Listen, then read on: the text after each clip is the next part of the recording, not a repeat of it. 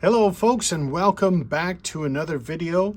We are working on Frank Ticheli's There Will Be Rest. We have just finished our background and translation, and it's time to go on to pronunciations. Now I know that this piece is in English. However, there are many English words that one must decide precisely how they will how they will pronounce them and lend themselves to appropriate diction. And appropriate diction, I know that there is diction that is proper for American diction. Absolutely there is. But there are so many things to consider when it comes to text stress, what you want, is it high in the range, so on and so forth, that there are certain things that you have to perhaps take into consideration. Now, although I'm not going to go through this in IPA everything, there are certain things that I will make note for myself and make sure I make note for my singers as well. And so we are going to go straight through this and see if there's anything that trips us up in terms of diction. Now, we have this R here, and although my singers do pretty darn well with R's, I'm happy about that. I really want to make sure that they get this epsilon pretty open. There will be rest. There will be rest. And the same thing with this, and sure, and sure, and sure. I sang the wrong notes there, but you get the point. So I am going to almost want it a tall A. So I'm just going to write tall A. And I also like a pretty closed oo for sure. Shining. And a pretty darn bright ah. It kind of helps with the shining bright. Okay. Over the rooftops crowned with snow. Again, I'm thinking about things I need to write for myself or singers, so pardon me if you don't see me writing anything here. Rain. So that one is going to be, yeah.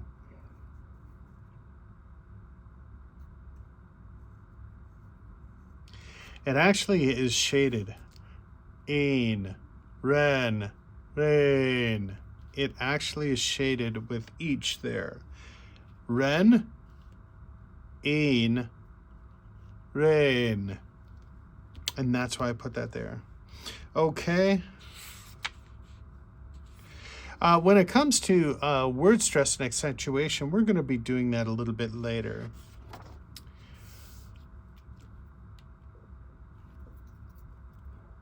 Stillness, holy and low.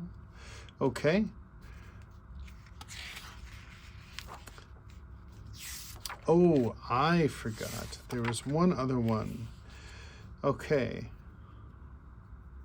Serene, serene. Rather than serene, serene. All right, we're going on. The music, stillness, holy and low. Holy. Here we go. I will make this world of my devising.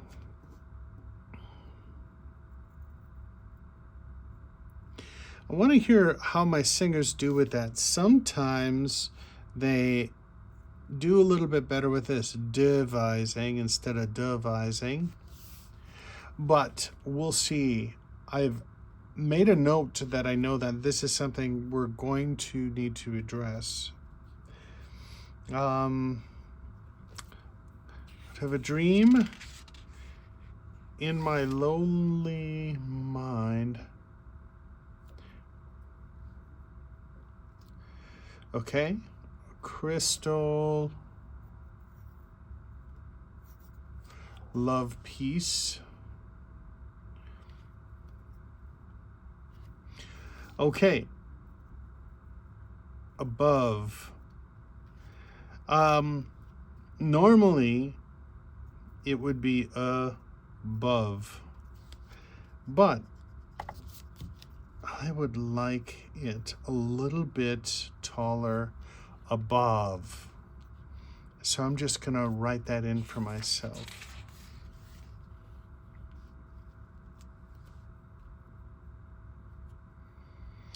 Now, here we're coming to actual diction. I will probably do a shadow vowel, but we'll get to that when we do releases. Okay, so I believe that that is it in terms of pronunciation. So the next thing that we're going to do in the piece here is rather tedious, but good work. And again, I don't know if I'm very entertaining, and I don't know if this video is going to entertain you. It's more to give you a sense for marking a score and how one might do that. And so I do not anticipate that me marking measure numbers is going to be very exciting. So pardon me, I'm going to measure or number these measures, either skip ahead, or I will either skip ahead or I will fast forward the video for you. So we will see you in just a bit after these measures are numbered.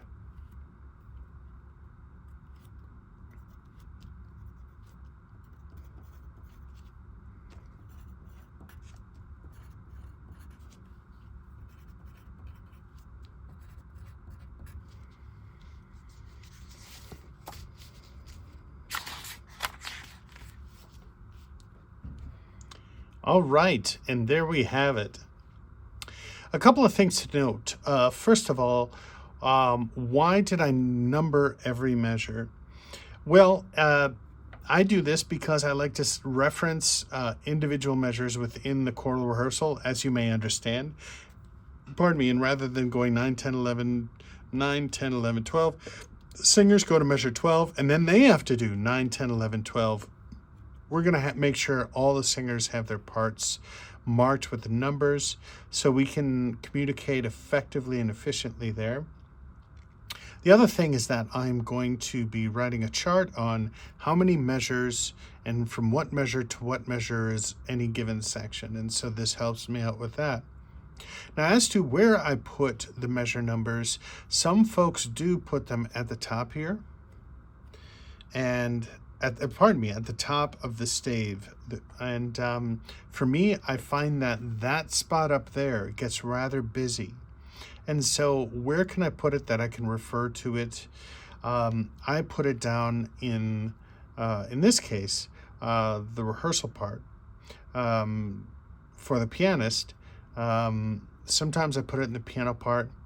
And if there's no better spot, I may put it on the top. I absolutely may. But in this particular case, this works out pretty good. All right. Our measures are numbered. Next thing is we're going to go on to our analysis of, we're going to make some notes on tempo and meter. So for that, we're using a green pencil, green for go. And so basically what I'm going to do is there are a few steps to this. The first thing is take a look at all of the tempo indications and mark them in green. And I do that by a little line and bracket.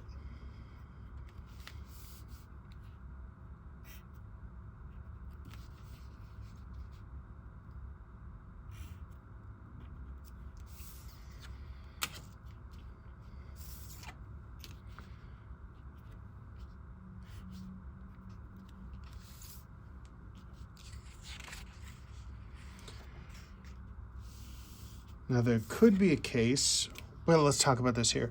There is the retard. I am drawing a dots here to make sure I'm aware that this is a continuation in this measure of something that happened up here. Anyway, I was going to say there could be a case in which I missed something here, but the good thing is by going through this analysis and marking process, you're going through the score quite a few times. And so hopefully you catch things. Every now and again, I'll get to a rehearsal and I'll see that, oh boy, I missed this one thing. And that is just the way it goes. You can have your students help you identify if there are any spots that are missing marks. That sometimes is a little fun. And shows a little humility, which I don't think is a bad idea when it comes to being a conductor. I think it's a good idea at times. Okay, so we're going on here. As we can see, there are quite a few things here. One might overall call this almost rubato. But there we go. Now I know that some folks, they mark their retards with arrows that go back and accelerandos with arrows that go forward and loop forward. And again, whatever works for you, there is no right answer here. There's only hopefully something that you're going to find that catches your eye appropriately when you need to either do this in terms of gesture or thought process throughout the rehearsal, or an indication that it's something that you need to communicate to your students. I just said students again, didn't I? I work with students here at WSU, so I say students, but you understand that I'm basically talking about singers. So when I, earlier, I put retard and then ... Basically what I'm doing is what the composer here did. And then at the end here, we just circle that bird's eye or fermata. All right. Last thing that we're going to do when it comes to tempo and meter here is to see if we are switching meters at any given point. So what I'm going to do for this is just run my hand across the score and follow along. Now, it's not a sure process, and like I said, sometimes we may miss things, but this is one way that I'll just say kind of helps me out. So we're solidly in 4/4.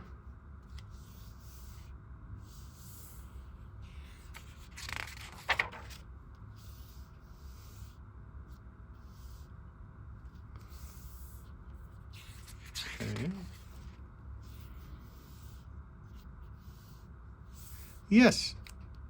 So we are in 4/4 the entire time. Now there's another video that I kind of showed you some meter changes. And so you can look on those videos to see how I might do a tempo or a meter change and how I would mark those. So that is it for tempo and meter, folks. Next video, we're going to work on structure, harmony, and probably add breath and lift to that as well. Until then, take care.